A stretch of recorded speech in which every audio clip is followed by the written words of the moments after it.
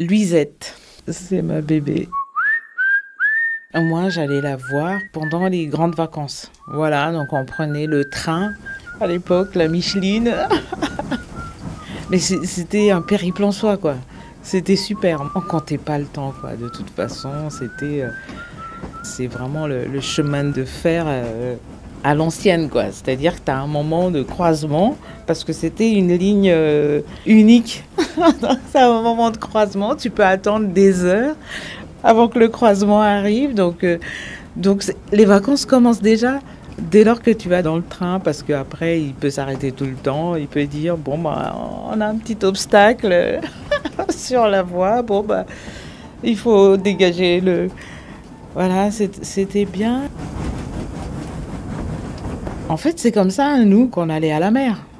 Parce que finalement, Madagascar est assez grand, donc moi, je ne savais pas nager vraiment jusqu'à l'âge de je sais pas combien, puisque ben voilà, nous, on n'avait pas piscine à l'école, déjà à l'époque. Et puis, on allait à la mer une fois par an, quoi. C'était ça. Elle avait un grand ami, il était, je ne sais pas s'il était veuf aussi. Bon, après je disais à mon père, mais ils n'étaient pas un peu ensemble, deux là? Et mon père m'a confirmé que c'est... Non, non, vraiment. Mais bon, ben voilà.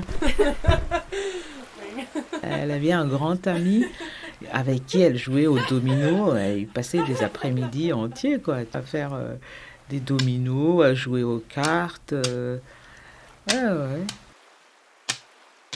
Ma grand-mère, elle était un peu, pas gangster, mais voilà, elle adorait jouer au domino, elle faisait le poker, elle jouait aux cartes. Ouais, ouais, ouais, elle était rock'n'roll en fait.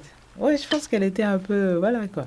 Quand elle jouait au poker, c'est avec ses cousins, cousines, voilà, il y avait de l'argent quoi. C'était pas, même si elle était pauvre, c'était la seule chose sur laquelle, bon, voilà. Quand on joue pas pour jouer, quoi. On joue pour gagner. Voilà, c'était ça.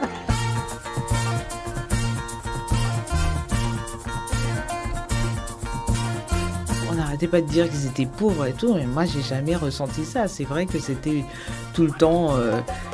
bah oui, on rigolait, quoi, dans cette famille, c'est vrai. Les après-midi de cartes, c'était... oui, c'était bruyant, quoi. Ambiance, ça fait ambiance, quoi. C'est la joie.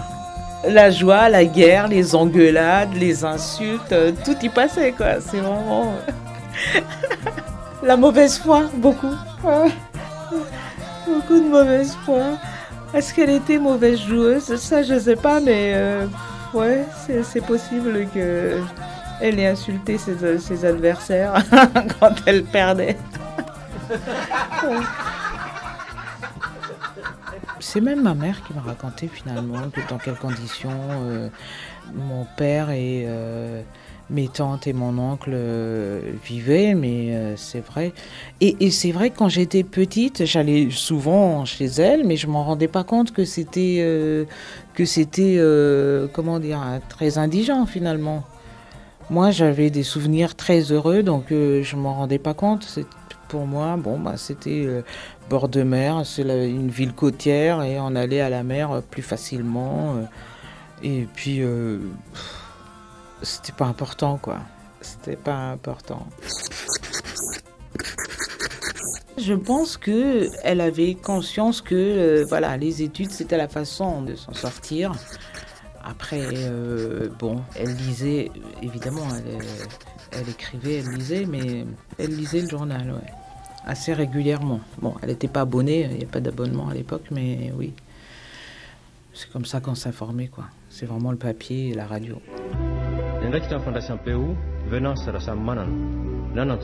À cette époque-là, c'est vraiment la radio.